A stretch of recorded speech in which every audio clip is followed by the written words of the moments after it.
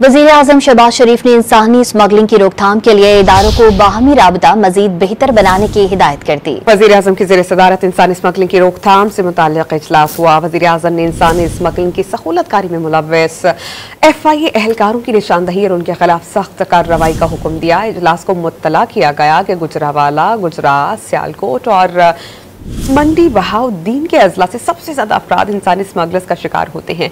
इंसानी स्मगलिंग की रोकथाम के हवाले से कानून साजी मजीद बेहतर बनाई जा रही है। वज़ीर-ए-आज़म शहबाज शरीफ ने कहा कि इंसानी स्मगलिंग पाकिस्तान के लिए दुनिया भर में बदनामी का बाइस बनती है। 2023 के कश्ती उलटने के हादसे के बाद जिम्मेदारों के खिलाफ कार्रवाई में इंतहाई सुस्त रवि से काम लिया गया, लेकिन जिम्मेदार अफसरान के खिलाफ सख्त कार्रवाई होगी। वज़ीर-ए-आज़म ने इंसानी स्मगलिंग के मुताल्लिक़ जारी तहक़ीक़ात जल्द अज जल्द मुकम्मल करके ठोस सिफारिशात पेश करने की हिदायत जारी की।